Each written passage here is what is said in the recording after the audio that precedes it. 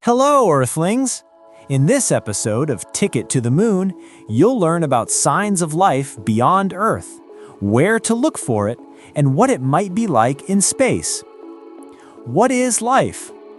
But before we begin our search, we need to address the most important question.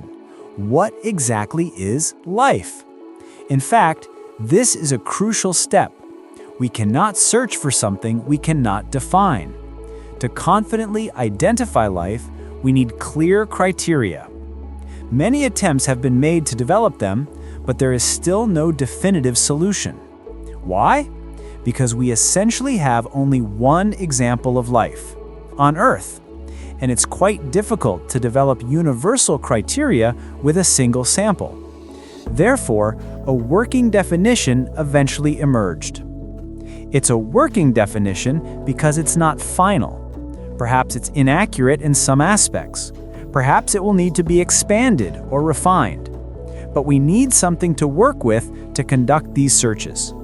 So, the working definition is, life is a self-replicating chemical system capable of Darwinian evolution. This is our starting point.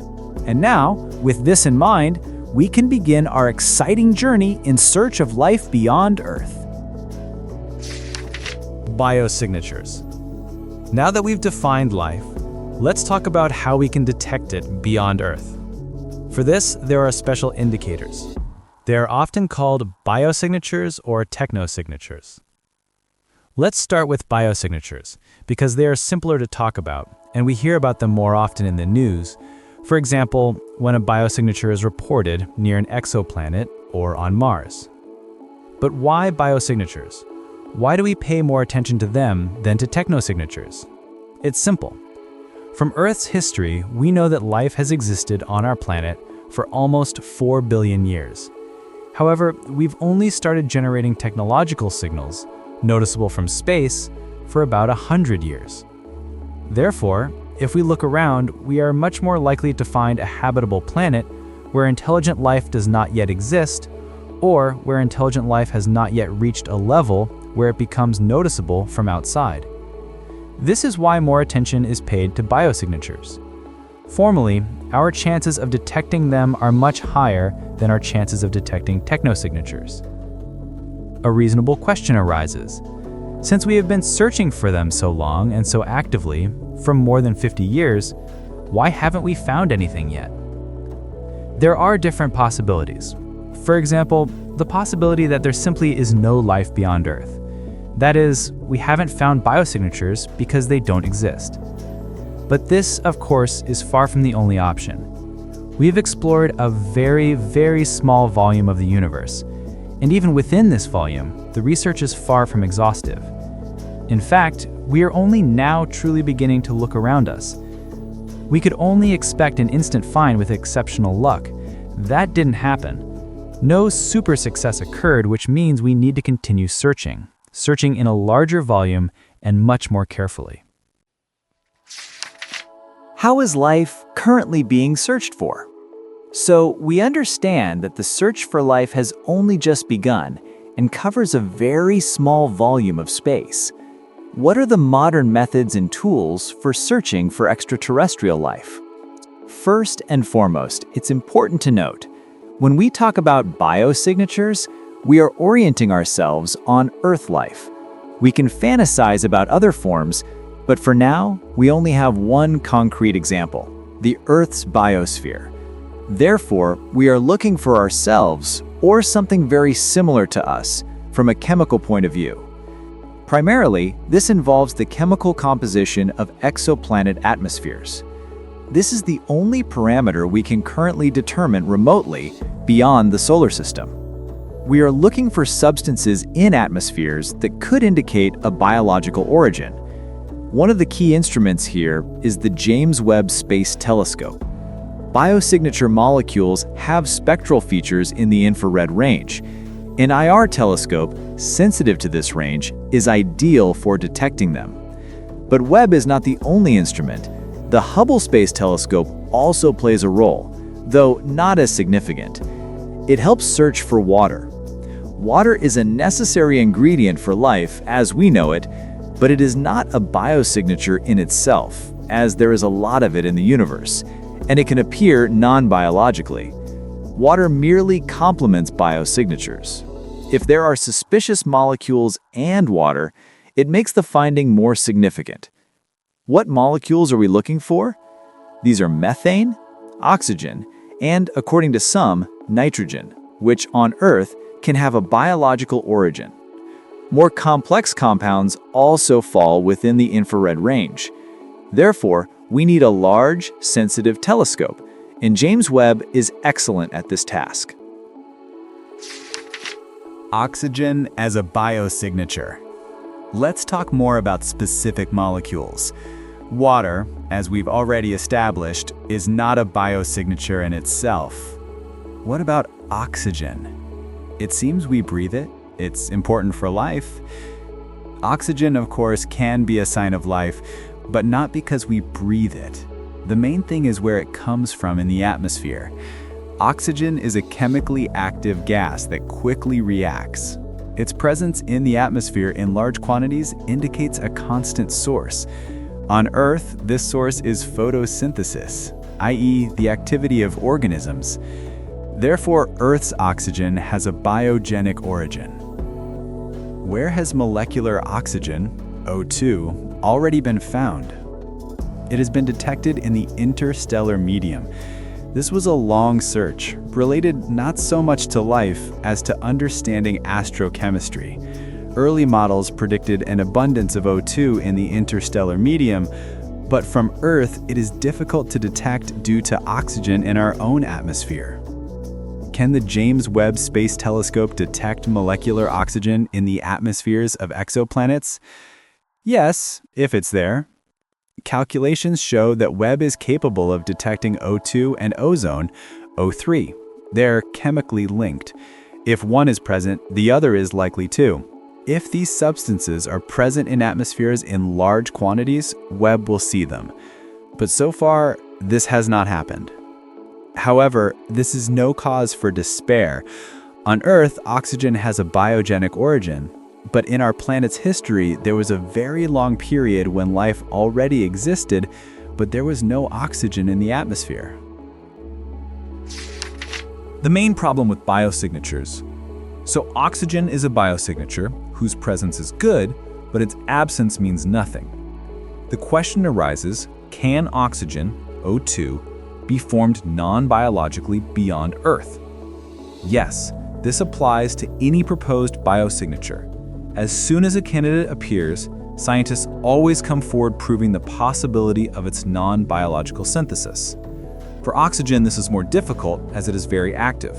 However, models have been created demonstrating that with a certain combination of atmosphere, planetary surface, volcanic activity, and stellar radiation, molecular oxygen can appear without the involvement of living organisms. How is this possible? On Earth, we produce oxygen on an industrial scale, which also proves the presence of intelligent life. By the way, the oxygen and phosphine we produce can also be considered technosignatures. A non-biological way to obtain oxygen is the decomposition of water molecules. For example, under the influence of ultraviolet radiation, which is ubiquitous in space. Water, H2O, breaks down into atomic oxygen, O, and hydrogen, H, and molecular oxygen, O2, quickly forms from atomic oxygen. The key point, this process must be continuous. Oxygen actively reacts and binds with rocks. If it is not constantly replenished, it will disappear from the atmosphere. This is an important property of all biosignatures. They must be constantly produced. Thus, even in fantastic conditions, for example, on Enceladus with its water, oxygen can arise. It is enough to decompose water, for example, under the influence of powerful ultraviolet radiation. Methane as a biosignature. Let's talk about methane. Many know it as a product of the vital activity of cows, plankton, swamps, in general, organic matter. But it is important to distinguish between organic matter and a biosignature. The universe is full of organic matter, and this does not necessarily indicate life. Methane has been repeatedly detected in the Martian atmosphere. Since UV radiation decomposes methane, its presence implies a constant source. A powerful biosphere is not expected on Mars, but even small pockets of life could produce methane, which would appear and disappear.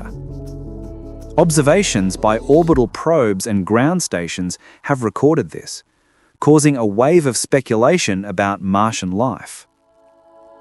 However, methane also has a non-biological formation mechanism: serpentinization, the process of mineral formation in rocks. This is a very likely alternative on Mars. Methane emissions there are very localized, short-lived, and insignificant. The Curiosity rover was just lucky to be in the right place at the right time. So we won't be looking for cows on Mars. But then what should we look for to confidently speak of life? The problem with all biosignatures is that none of them are 100% proof of the existence of life. On Mars, a different strategy is probably needed. There we can explore not only the atmosphere, but also the surface itself. This is a case where we can look not for signs of life, but for life itself. Similar experiments were conducted in the 1970s, using the Viking landers. Perhaps they were not very well planned, but the results were ambiguous. They could not be interpreted either for or against life. Nevertheless, we have this experience and it can be developed. Instead of looking for methane or oxygen, we can look for those who produce them.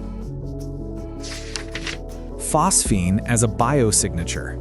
We can send rovers to Mars. What about Venus? We can land a probe, but it won't last long.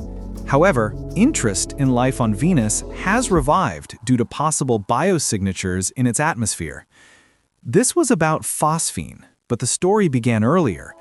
In the atmosphere of Venus, at an altitude of 50 to 60 kilometers, there is a layer with Earth-like conditions: temperature around plus 20 degrees Celsius, pressure of 1 atmosphere. The surface of Venus is hell, but higher up, the conditions are more favorable, albeit with sulfuric acid. Even long ago, an unknown ultraviolet absorber was discovered there, whose properties did not exclude a biological nature. There is no evidence of its biological origin, but the combination of comfortable conditions and something that absorbs UV light, like bacteria, was intriguing. Phosphine was the next step. It was found in this very layer. On Earth, phosphine is synthesized only by living organisms, bacteria, or us as a pesticide. It has non-biological synthesis pathways, but only on gas giants under different physical conditions. The discoverers of phosphine could not find a non-biological way for it to form in the Venusian atmosphere. And so, we have a favorable layer and already a second biosignature, the first being the UV absorber, now phosphine. A flurry of activity began. We must go! To study this layer, a lander is not needed.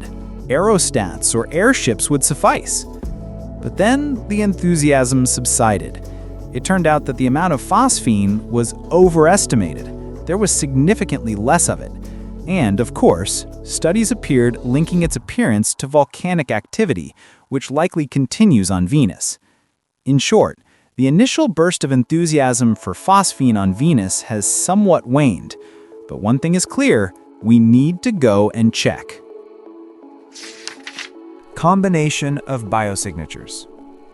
So, what more do we need to find out on Venus to confidently declare the presence of life there? And can we search for it in the same way as on Mars? These discoveries, however controversial, made us think.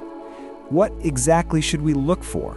If we send an aerostat to Venus, what instruments should it have? The logic is the same as on Mars. We need to look not for biosignatures, but for those who produce them. The problem is deeper. When talking about a planet's habitability, we must answer two questions. can life exist there, and can life originate there? These are different questions with different answers. We know that life on Earth is extremely tenacious. Microorganisms exist at high altitudes, in the depths, even in the Chernobyl sarcophagus. If life appeared, it will find a way to survive. Perhaps life originated on Venus when surface conditions were different, and then, when the surface became uninhabitable, it hid in the atmosphere. Therefore, in addition to searching for current life, it is important to understand whether it could have originated there at all. The emergence of life on Mars and Venus. Life, if it appears, tends to fill all niches. But it's hard for us to imagine how it could have originated in the upper atmosphere of Venus. Perhaps it survives there, but where did it come from? There is a theory of Panspermia, the transfer of life between planets. Meteorites from Mars could have brought self-replicating structures to Earth, and vice versa. Something from Earth could have reached Venus. Mars is attractive because it formed earlier than Earth. If life originated there, it had an advantage of 50 million years. Meteorites from Mars reach Earth. This is dynamically possible. However, this does not solve the question of the origin of life. It only shifts it to Mars. If life could have originated on Mars, why not on Earth? The conditions were similar. The situation is different with Venus. Biosignatures are at an altitude of 50 to 60 kilometers, and it's unclear how they could have gotten there from below. Could they have come from above? It's easier to eject material from Mars, lower escape velocity. From Earth, it requires a stronger impact, which happens less frequently, and any life would have to survive such a catastrophic impact. A more likely answer lies in Venus's past. Perhaps it wasn't always such a hellish place. We suspect that Venus evolved differently than Earth. We have plate tectonics, which allows Earth to release internal energy. Venus has no plate tectonics. Its crust is like a boiler lid. The accumulation of energy could have led to a global cataclysm about 1 billion years ago, turning Venus into what we see now. Before that, the climate on Venus might have been milder, perhaps even with oceans. It can be assumed that during that distant period, life originated on Venus, which then almost completely died out. But its remnants could have been preserved at high altitudes, adapting to live in sulfuric acid clouds and using it in their metabolism. Orgale meteorite and Panspermia. So, we have considered a historical way for life to appear on Venus, which is still largely in the realm of fantasy, and touched upon the theory of Panspermia. Some consider it proven thanks to the Orgale meteorite. In fact, there's an interesting story associated with the Orgale meteorite. In the 1960s, not just organic matter, but something very similar to plant seeds was found in it. It quickly became clear that these were not alien seeds, but seeds of local vegetation, inserted into the meteorite by someone and sealed from the outside about 100 years earlier. Apparently, someone in the 19th century wanted to play a prank on scientists fascinated by alien life, but the joke landed later. However, interest did not wane. In the late 20th and early 21st centuries, using electron microscopes, laboratory assistants, even in Russia, found structures resembling self-replicating organisms in meteorite slices.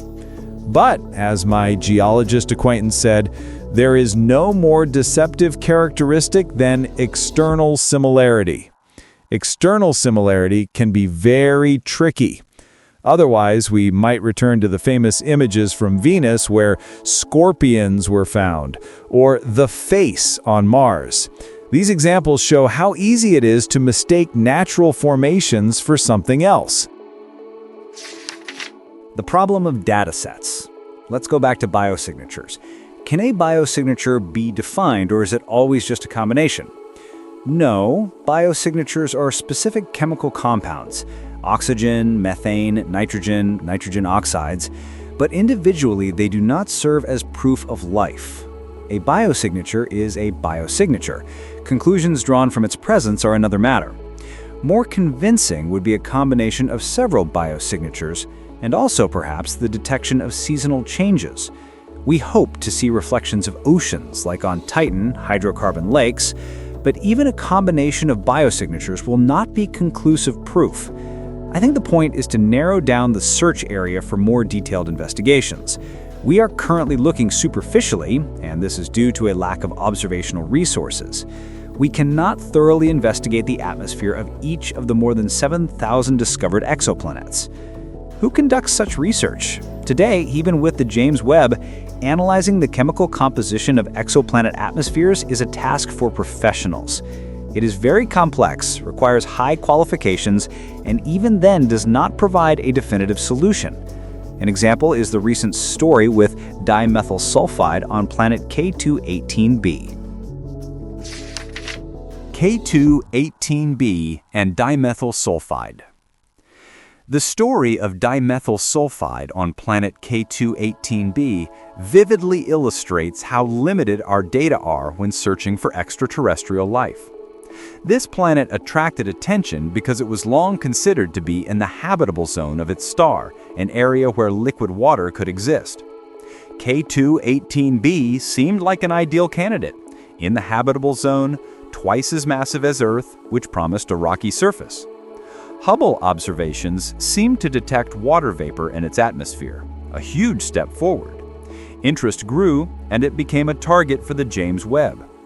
But the first impression turned out to be deceptive. The closer the planet was studied, the less rosy the picture became. The absence of ammonia suggested an ocean planet with a thick layer of water. Later, it was called a Hycean, a planet with a powerful hydrogen atmosphere and a liquid ocean. Then, atmospheric analysis revealed signs of dimethyl sulfide, sulfur compound CH3SH3, which on Earth is formed during decay and is considered a biosignature. At first, the signs were uncertain, but then the authors, using the Webb instrument, claimed the most convincing evidence of life beyond the solar system. However, on closer inspection, it turned out that most convincing was because all the others were even worse. Perhaps dimethyl sulfide was not even detected. The data quality is low and there is insufficient information. The problem is not an abundance of data, but a deficit of it, even with the James Webb. The telescope is not specialized for this, and there is not enough time for a definitive solution. As a result, the absence of ammonia can be explained differently, and the planet's location in the habitable zone is debatable. K2-18b could even be an ocean of magma. The uncertainties are so great that we cannot say whether there are biosignatures or if its surface is cold. The authors themselves are now more cautious in their statements. K2-18b orbits a red dwarf. The question arises, should we even look for life around such stars? They are very turbulent, and their flares can destroy all life and even strip away atmospheres. Perhaps we should first focus on more stable stars in search of habitable planets. Why search for life? We will continue to search for life, whether in the hydrocarbon lakes of Titan or on Enceladus. Why? What will it give us? Will the discovery of extraterrestrial life change our lives on Earth? This fact in itself may not change much, apart from the philosophical aspect. It will change our understanding of our place in the cosmos. For some, it will be a revelation. For others, a confirmation of existing beliefs. So perhaps there will be no immediate impact. However, it is a fundamental scientific problem without direct practical meaning. Its role, like Baron Munchausen, is to pull us out of the swamp by our hair. By developing technologies for these observations, we then apply them in the national economy. When Rutherford split the atom's nucleus, no practical application was foreseen either, and then it gave rise to technologies that define our lives today. So by solving this problem of fundamental science, we move forward, I think. Not instantly, but in the long run, it will change our worldview when this knowledge is integrated into education. Today we did not touch upon intelligent life and its search, because in addition to biosignatures, there are also technosignatures. This is a very interesting topic, and I hope that in one of the upcoming episodes, we will definitely talk about it. Thank you for being with us today. If you enjoyed this episode, hit the like button, subscribe, and share it with your friends so they can also learn more about space. See you next time, Earthlings.